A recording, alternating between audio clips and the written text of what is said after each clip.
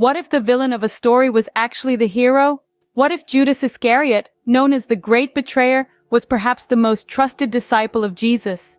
This is not a riddle, but a serious question that has been posed by scholars and theologians across the globe.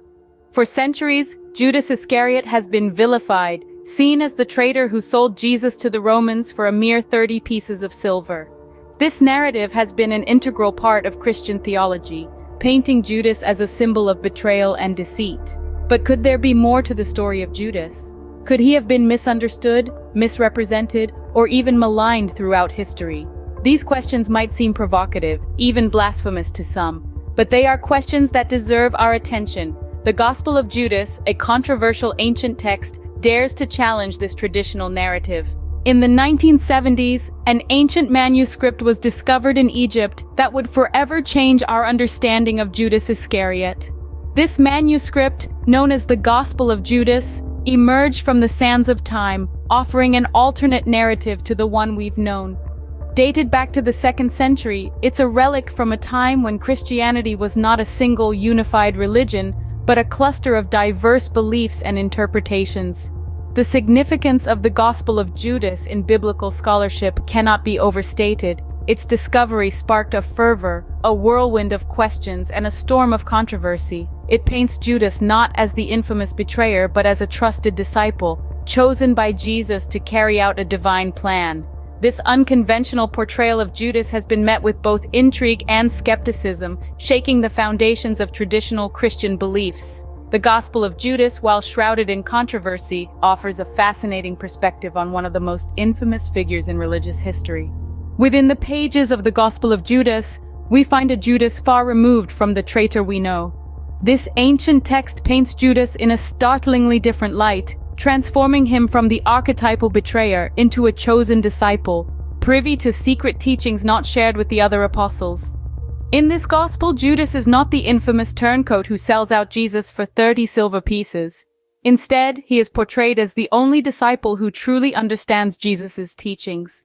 According to the text, Jesus confides in Judas, revealing to him mysteries about the nature of the divine and the destiny of the human soul. One key passage, for instance, has Jesus telling Judas that he will exceed all the other disciples. In another, Jesus entrusts Judas with a secret mission, a task that will result in him being reviled throughout history, but will also play a crucial part in the salvation of mankind. Such depictions of Judas have sparked intense debate among scholars and theologians.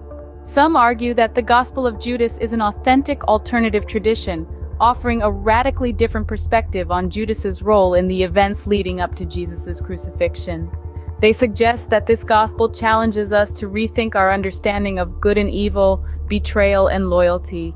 However, others question the text's reliability, pointing out inconsistencies and arguing that it may be a later, perhaps Gnostic, interpretation of events.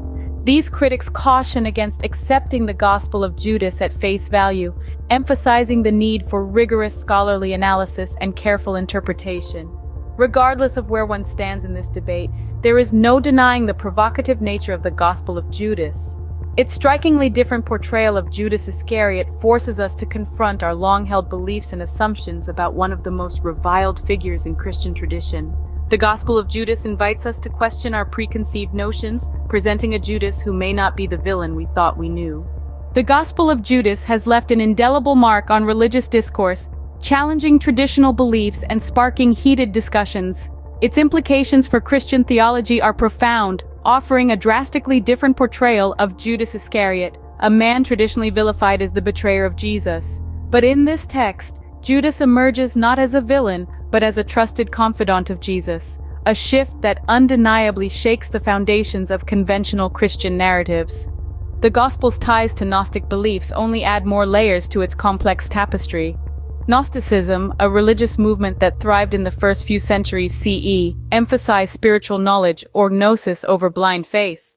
The Gospel of Judas, with its portrayal of Jesus imparting secret knowledge to Judas, resonates strongly with these Gnostic themes, adding another dimension to our understanding of early Christian diversity.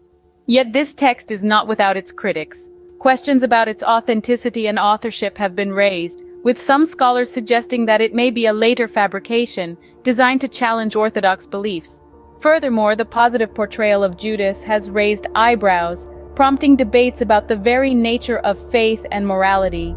The controversy surrounding the Gospel of Judas extends beyond academic circles, reaching into the realm of popular culture. It has sparked conversations about the nature of religious texts, the fluidity of faith, and the role of interpretation in understanding and perceiving religious narratives. And so, the Gospel of Judas, with its unconventional narrative and thought-provoking themes, continues to impact our understanding of Christianity. It challenges us to question accepted narratives, to explore the complexities of faith, and to consider the possibility of alternative interpretations. The Gospel of Judas, whether revered or reviled, continues to provoke thought and discussion, prompting us to question, explore, and perhaps even redefine our understanding of faith.